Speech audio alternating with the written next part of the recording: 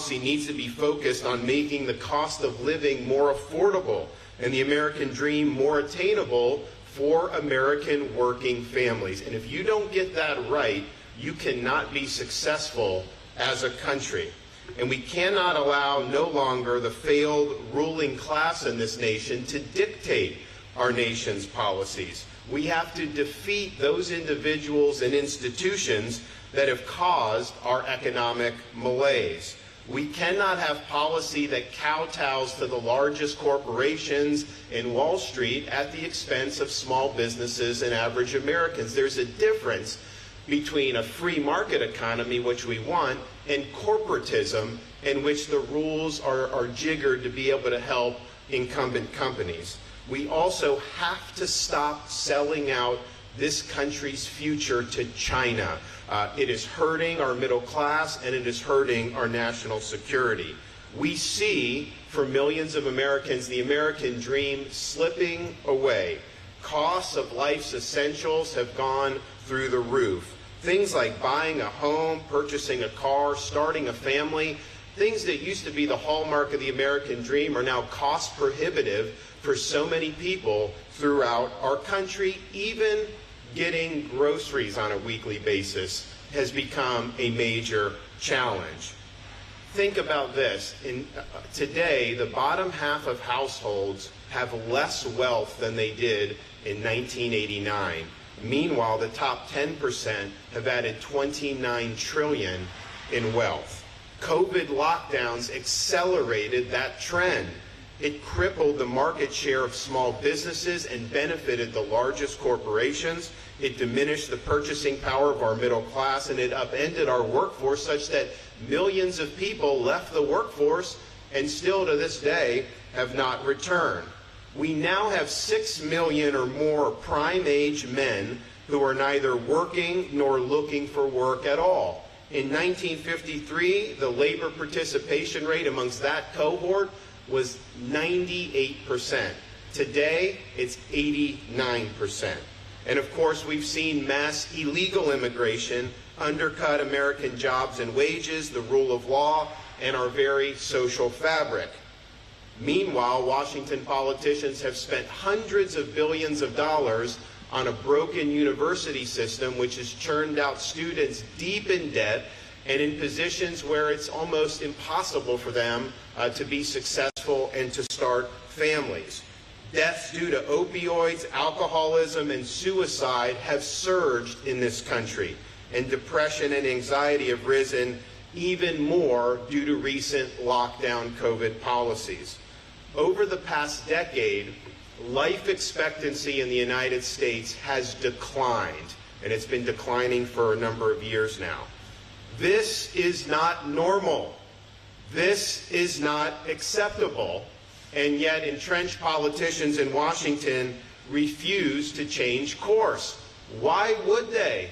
Life for many of the people who are connected have never done better. Right now, 5 of the 8 wealthiest counties in the United States of America are suburbs of Washington, D.C. How does that happen? They're not producing anything of note other than a lot of debt and a lot of hot air. And yet there they go.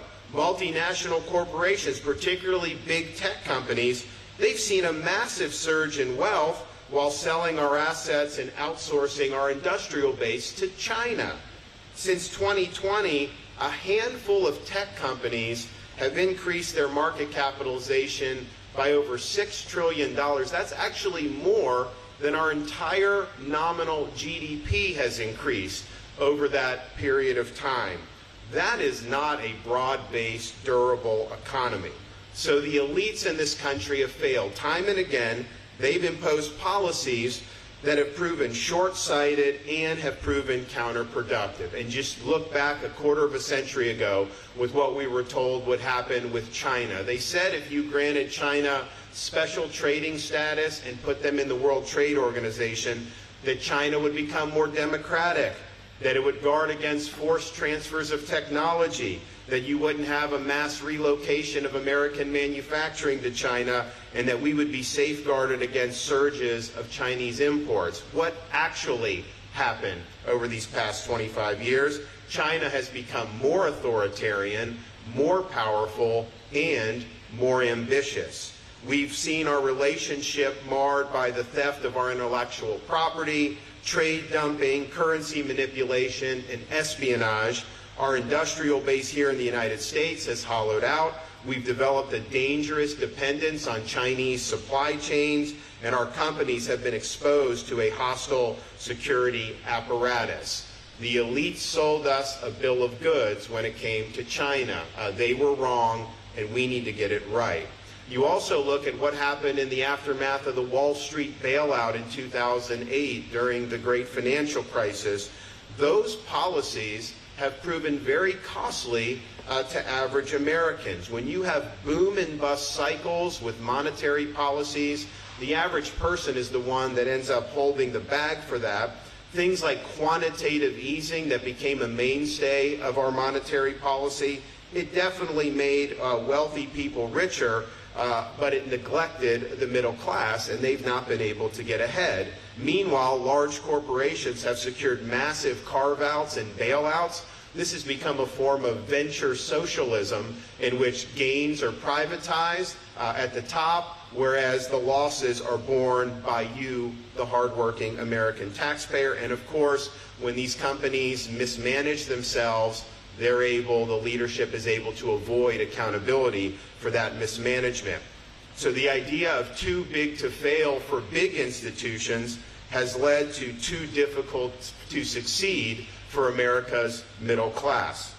And then more recently, the lockdowns imposed on because of COVID-19 and the associated borrowing, printing, and spending of money has proved to be disastrous. The COVID lockdowns and the associated policies represented the largest transfer of wealth from working people, small businesses, to large corporations like Apple and Amazon and Facebook than we've ever seen in the modern history of our country. It would be great if all we needed to do to reach prosperity is just borrow, print, and spend with no end in sight. If you could do that, then heck, let's just borrow another 10, 30 trillion, 50, why not? Let's keep the party going. But we all know that is not how the world works. Ultimately, the bill becomes due, and the bill has become due in the form of average Americans paying exorbitant prices for the necessities of life. What Congress did, what the Fed did, they effectively imposed a tax increase, a massive tax increase on Americans. It was an invisible tax increase, it was an indirect tax increase, but their policies precipitated a massive decline in purchasing power and lower standard of living for people all throughout this country. Now, more recently on COVID, Florida, we said no to all this. And we led the way, and really led the way in dragging this country out of perpetual lockdown. We protected our people's ability to earn a living, our businesses' ability to operate, our kids' ability to be in school in person 5 days a week. We bucked the elites when we did that. No governor faced more incoming fire during those periods of time than I did, because we were standing out and saying, we're going to do what's right. We are not going to simply subcontract out our leadership to people like Dr. Fauci. We refuse to let Florida descend into some type of Faucian dystopia where people's livelihoods were ruined and their freedoms were curtailed. We fought for Floridians who were being ignored by the elites, whose livelihoods hung in the balance and who did not have a voice. We were their voice, and we were their fighter. And the results...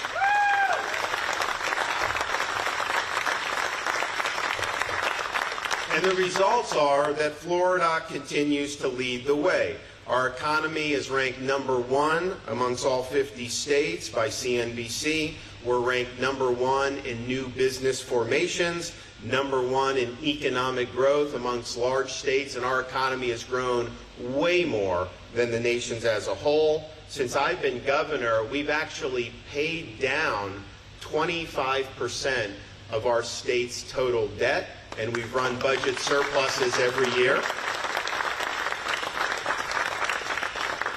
Of course, the folks in the live free or die state can appreciate this. We don't have an income tax, Some of your New England brethren may want to try that sometime.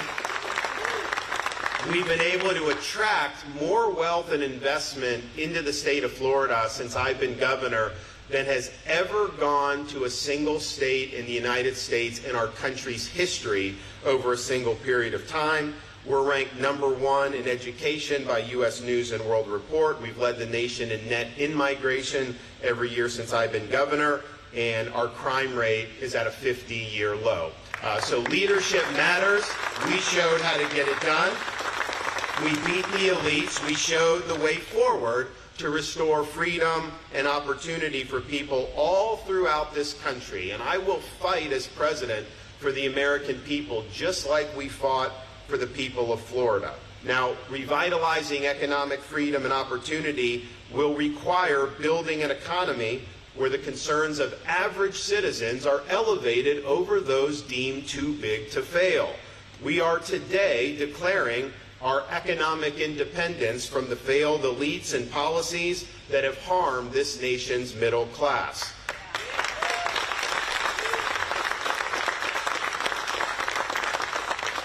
We will reshore, we will diversify, and we will expand our economy.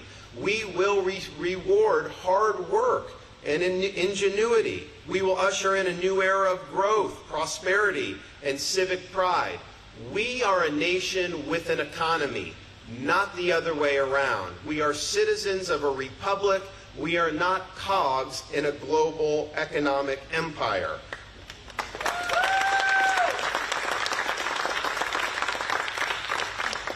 We reject the technocratic management of American decline. We reject fostering dependency on welfare programs. We will reverse the decline of this country. We will restore our country to the greatness that it deserves. We want to be a country that makes things again.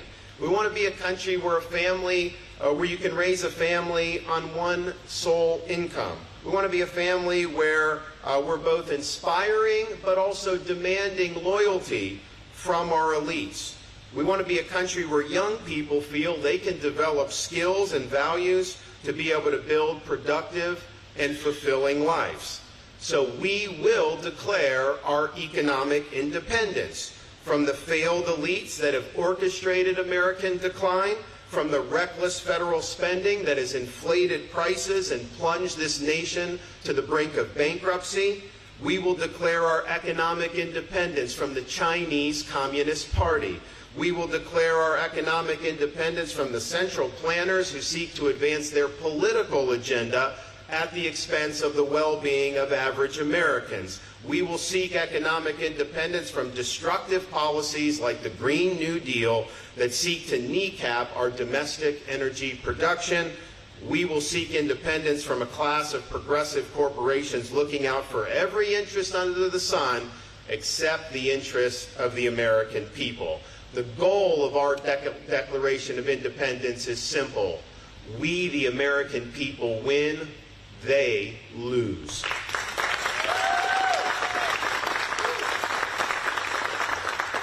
So here's what we have to do to get this right. First, we have to restore the economic sovereignty of this country and take back control of our economy from China.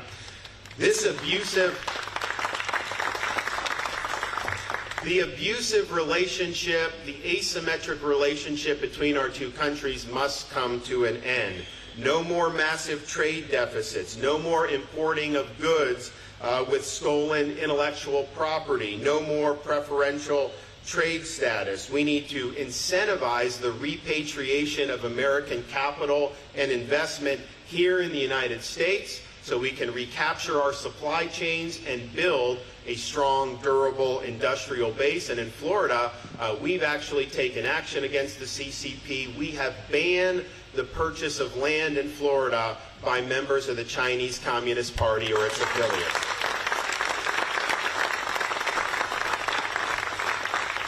Second thing we need to do is we must achieve stronger economic growth. If you look at what's been the case over the past 10, 15 years, growth has been substandard. We need to hit 3% or more. That's not only good for the economy, it's not only good for opportunity, standard of living. It'll also help us solve some of these budget problems because we'll have a wider economic base. We are going to unleash American production. We're going to seek to increase productivity, and we will make sure our economic policies support families and small businesses. Bureaucracy and red tape are one of the leading drags on economic growth right now in our country. Not only does it inhibit our ability to grow, it gives a competitive advantage to the largest companies because they can afford accountants and lawyers and navigate all that. It's the little guy, it's the budding entrepreneur, it's the small business, it's the medium-sized business who suffer the most at the hands of federal overreach. Biden's job-crippling and ideological regulations and executive orders will be reversed by me on day one.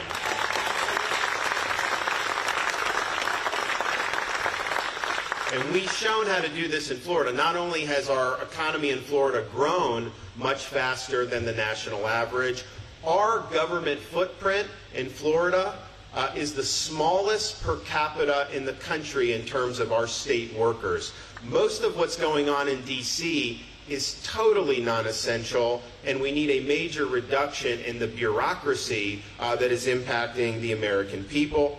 We are also going to ensure that tax rates are low, that the tax code is simple, and that these policies are permanent so that people are able to make decisions about how to deploy their resources. We want the full immediate expensing, we want territoriality, and we want to strengthen base erosion measures to ensure more investment in America. We're proud in Florida to have the second lowest per capita tax and debt burden anywhere in the United States. Obviously, New Hampshire takes that very, very seriously, but we need to make sure that we are not killing businesses and opportunities with excessive regulation and excessive taxes. Third thing we will do, we will achieve energy independence by using our domestic resources.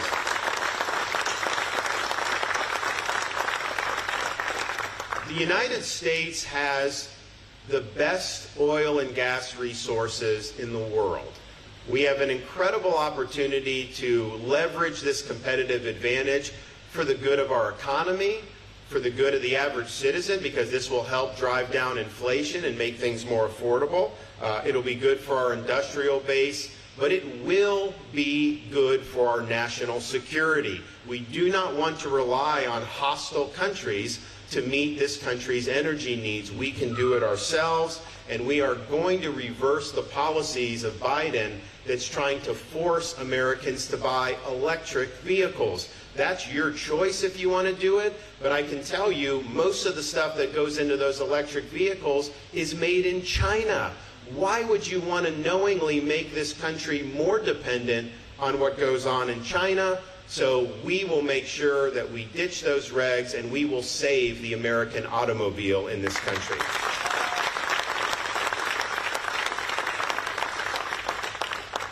You're not going to have a strong economy if the economy is politicized, if companies are feel like they have to take political positions on everything under the sun. So we're going to end the politicization of the economy by kneecapping things like ESG. They call it environment, social governance. The reality is this is just a cover for people in large companies to depart from their obligations to their shareholders and to use that financial power to advance an ideological or a political agenda. It also represents an end run around our constitutional system, because what these companies are doing, especially when they collude to say kneecap energy production, or people engaged in enforcing immigration laws, or people that may be involved in the firearm industry, they are doing or attempting to do through the economy what they could never achieve at the ballot box. And it's an end run around the constitutional system where they're trying to change the policy of this country without we, the people, being able to hold them accountable at the ballot box. That is not the way you do this. So yes, and as president, we're going to ensure that these businesses are actually meeting their fiduciary obligations to maximize value for shareholders or for beneficiaries. In Florida, we signed legislation nixing ESG from our pension fund. We nixed social credit scores in our banking industry, and we took $2 billion from our pension fund that was being managed by BlackRock, which is a big ESG company, and we took it away from them because we don't want political agendas to interfere with the pensions of our teachers, our firefighters, and our police officers.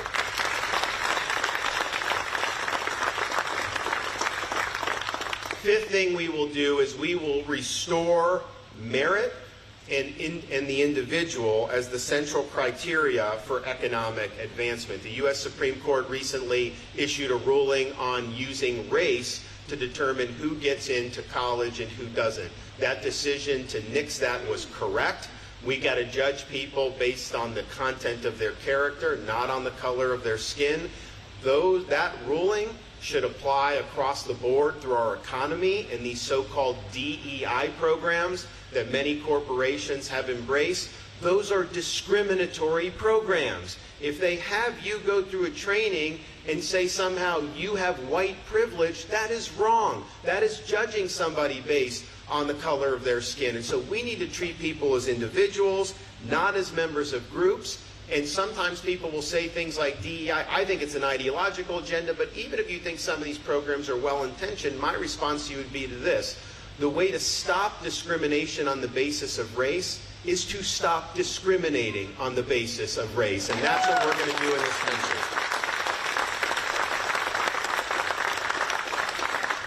Sixth thing, we are going to reform the education system in this country, and we're going to lower barriers of entry, particularly for blue-collar workers.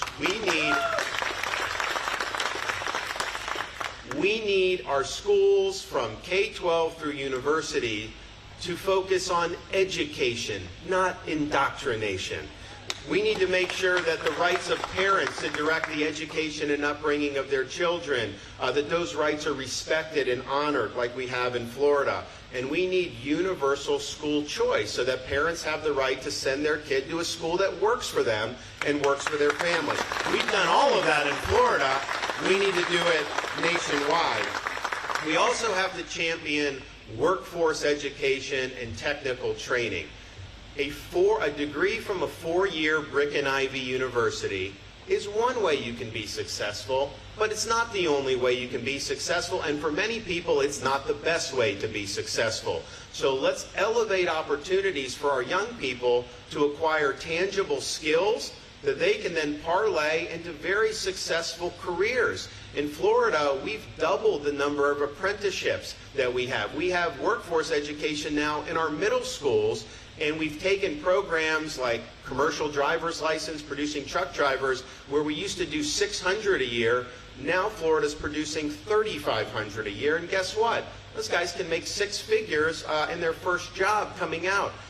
No debt, no millstone around their neck. They have the ability to succeed, and a lot of these guys, when they get skills in electrical things, they may work for 4 or 5 years, and then they can start their own business with that. And in a growing state like Florida, there's a lot of opportunities to service some of these new communities. So it's really good for our students, and it's just important. As president, I'm just going to send the message, you are not less worthy because you didn't get a degree from a 4-year university. It's good if you did, God bless you, but that's not the only way to be success, and we understand that.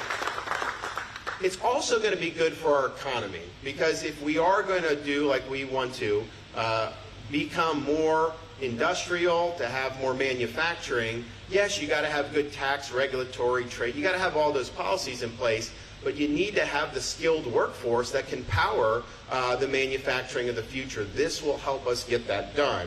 And then I look to see what's happened with a lot of college students. I was growing up, people said, if you don't go to college, you can't be successful in this world. And I think a lot of that was well-intentioned. I think people just wanted you to be able to advance yourself. But the reality is we've had a generation of students go deep into debt, and some of them end up with degrees in things like zombie studies, which are just not making a difference. And unfortunately, some of them end up in jobs they could have had right out of high school anyways.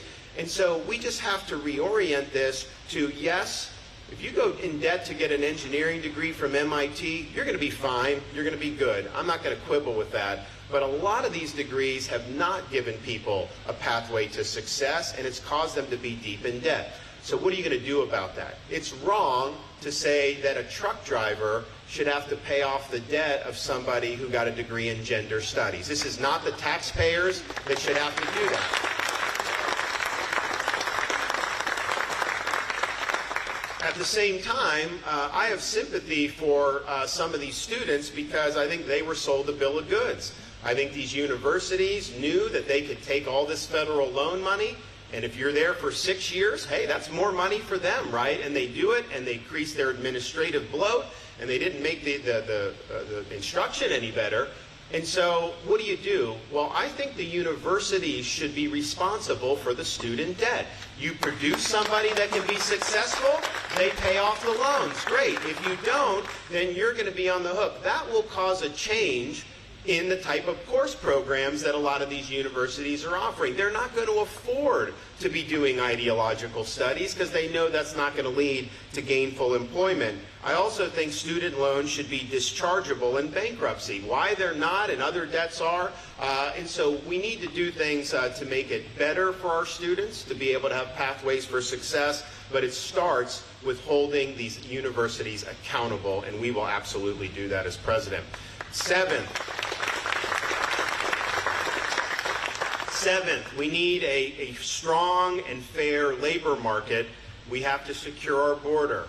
We have to stop illegal immigration. We need to end things like chain migration and the diversity visa lottery.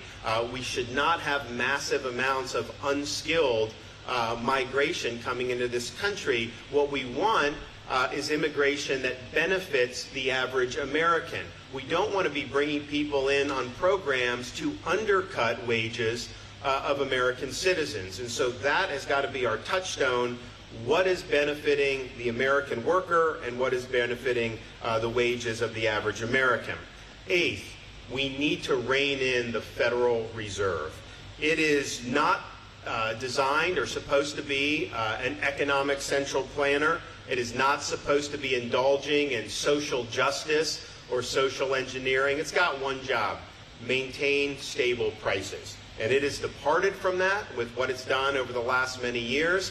We're now in a situation where they've raised interest rates because they put us in this. And so now affording a home, your mortgage payment is like twice as much as what it would have been 4 or 5 years ago for basically the same home, given how much interest rates have gone up. So the Fed needs to have a limited role in this country. It's not accountable to the electorate. So the idea that it's going to take all this power and that we're all just going to be its guinea pigs, that doesn't work in a republic or a constitutional system. So I will appoint a chairman of the Federal Reserve who understands that, who understands the limited role that it has, and is going to focus on making sure the prices are stable for American businesses and consumers. We also will reject the Federal Reserve's attempt to impose a central bank digital currency on the American people.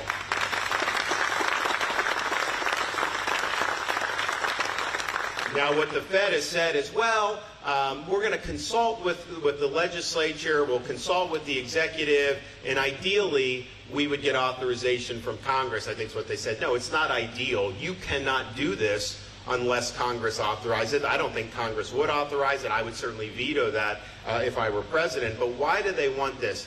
They want to go to a cashless society. They want to eliminate cryptocurrency, and they want all the transactions to go through this central bank digital currency. Now, why do they want to do that? Well, China wants to do it because they impose a social credit system on that. People at the World Economic Forum in Davos, some of these elites, they've said, yeah, if you have central bank digital currency, it allows elites to circumscribe purchases that they don't like ammunition, like energy, like all these different things.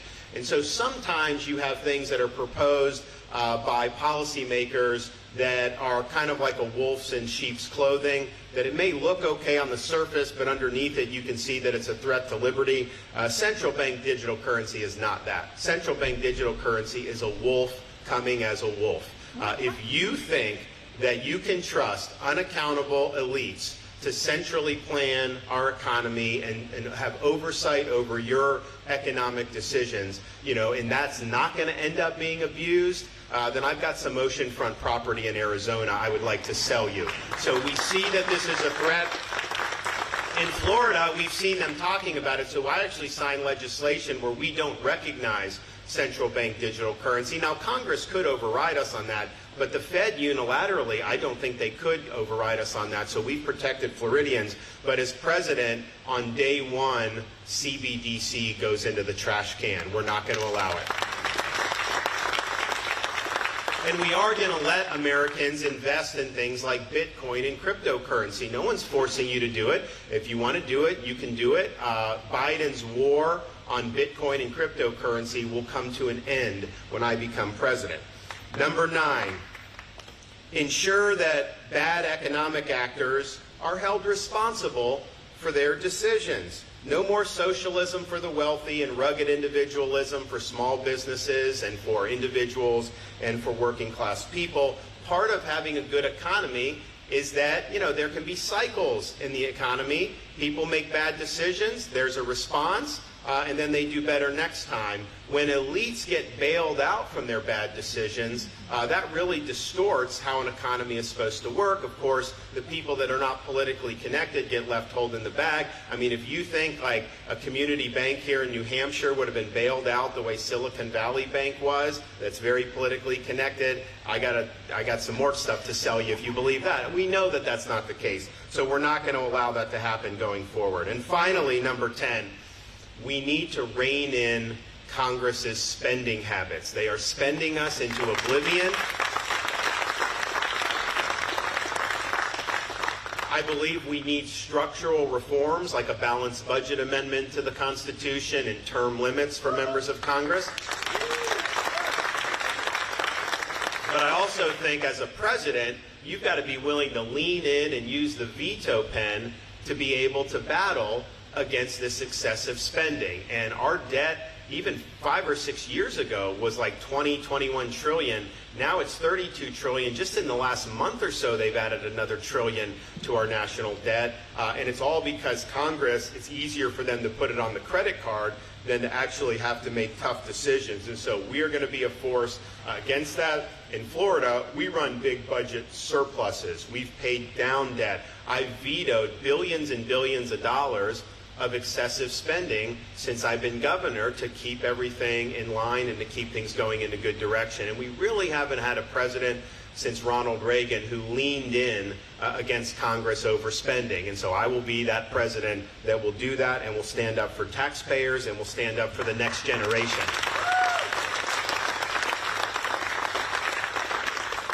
So at the end of the day, economic policy is really not even as much about dollars and cents. Obviously, it is. But the bigger question is, what kind of a country do we want to have? And I want a country where Americans that work hard, Americans that get the most out of their God-given ability are able to get ahead in this country, they're able to raise a family, and they're able to lead fulfilling and productive lives. And if we can't get that right, then we are not going to succeed as a country. So that is going to be our focal point. And I understand there's a lot of pessimism in the air about the direction of our country. We seem to have gone off the rails on so many different things. I think people want to see a restoration of sanity to the society. They want to see a restoration of normalcy to communities, and they're looking for, that direction. It can be done. Our decline is a choice at the end of the day. We will make that choice over the next 18 months with our presidential election, but also in other things that we do as Americans. Success for this country is attainable. Freedom that we've been bequeathed by prior generations is worth fighting for, and we have everything we need to be successful. We have the people. We have the natural resources. We have the ingenuity, and no matter how bad things get, we will always have that can-do American spirit. You can never kill it. It's always there. We just have to bring it to the surface. And we need the will to force Washington, D.C. to once again work for the American people. And my promise is this. As president, I'm not going to sit there like a wallflower. I am going to fight for our people. I am going to fight for our families. I am going to fight for our future, and I am going to fight for our way of life. I will never back down. I will stand my ground. We will take back control of our national destiny, and we will ensure that this country enjoys a new birth of freedom. Thank you so much. God bless you all. Thank you. Thank you. Thank you very much. Thanks so much. Thank you. Thank you, thank you, thank you. We appreciate it. We appreciate it. Thanks to Prep Partners for having us here. We really appreciate it. All right, we'll take some questions back there. Yes, sir? Yes, Governor Chris Nelson. Good to see you. All the way from Florida. All the way. You better ask an on-topic question because I'm not answering anything that's not about the economy. All right, great to see you in New England, Governor. I wanted to know, people like my wife and I and small business owners saw a great transfer of wealth out of our pockets into the hands of billionaires like Bezos and Gates, and also into the hands of government officials like Whitmer and Newsom. Would you support a constitutional amendment to prevent any more shutdowns from any other alleged Chinese viruses? And also, in your plan, are we going to be abolishing the IRS? So I'm game for that. You know, you send me that, we'll sign. Look, I think at the end of the day, what happened was it already violated the Constitution, the Fifth Amendment. Because if you take somebody's property, you got to provide just compensation. And I mentioned in the remarks, and you said it eloquently, this was a major transfer of wealth from middle-class people and small businesses to a handful, maybe 6 or 7 major corporations. You know, Apple's market cap is $3 trillion now. Amazon, massive growth. Facebook, all these companies. And you wondered why Facebook was censoring dissent about COVID lockdowns, because they benefited from doing this. You wondered why all the elites were attacking me in Florida for standing up and saying, no, we need to go a different direction, because there were a lot of people that benefited this, and we're still living with the effects of it. I think at the end of the day, we as Americans do have to acknowledge that America handled it wrong. Sweden, for example, handled it right. They kept things going. They made adjustments to protect people, and there's nothing wrong with that. But the basics of going to school, working, businesses, all that, you know, that continued. And that's not how people like Fauci in this country did. So what I've pledged is, when I'm president, we are going to usher in a reckoning about the people that perpetrated those policies, so that this never happens to our country again.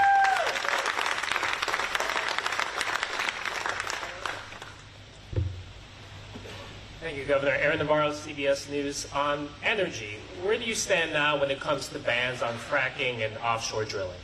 So I don't support national. I think in Florida, people have kind of misconstrued. We have a constitutional amendment that does not allow offshore drilling, and so that's something that we honor. And so when we're doing that, that is not saying that I think that should apply to Louisiana or Texas and all that. So that will continue, and we want them to be able to do it. And we also want them to be able to use hydraulic fracturing. It's been something that's been very effective, and it's really taken our country to be the world's leading energy producer. But clearly in states like Florida, because we're a coastal state, we've had oil spills, we've put that in the Constitution, our voters did, and that's something as governor that I've followed and respected. Yes, ma'am. Lisa Kaczynski from Politico. Governor, your spokesperson said online that MAGA grandmothers were scammed out of money by Trump to pay his legal bills. Could you expand on that, please?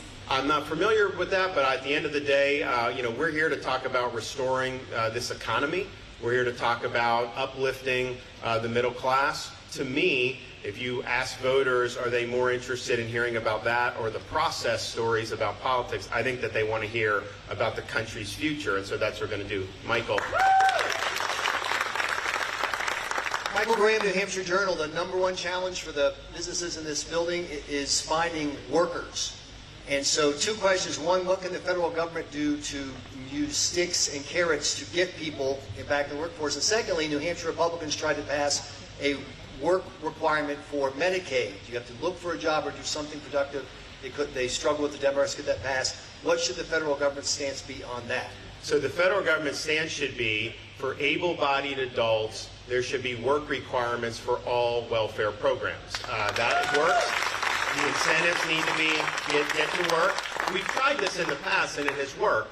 What happened was COVID came. They did the CARES Act, which was $2 trillion, and they were basically telling people not to work. And I think maybe they thought that you could do that for a couple weeks and everything would be snapped out. But what happened is the CARES Act underwrote lengthy lockdowns in blue states. And so while Florida and Georgia and others were doing it, in fact, I've had people come up to me, did the other day saying, like, when they got to Florida during COVID, it was like a whole new world. They were so happy and everything. But so we did well. But these other states, and people dropped out of the workforce. And we've had millions of people totally drop out. To go from 98% of prime-age males in the workforce to now 89%, that's the difference in terms of finding the workers. So the expectation needs to be any benefits must come with work requirements. I think that's 100%. We actually are including that in our program. We're going to talk a little bit more about that in the future. So that is there. I think that's absolutely necessary, and we will ensure that that's the case. Yep. Sure, this is going to be the last question. Hey, Nick Nehamas from the New York Times. Thank you. So this year you had to pass major legislation to address the crises in the property insurance and affordable housing markets in Florida. Why didn't you see those crises coming ahead of time and address them before they got so out of control? That's a false premise. We did. So, for example, we've done property insurance for 3 different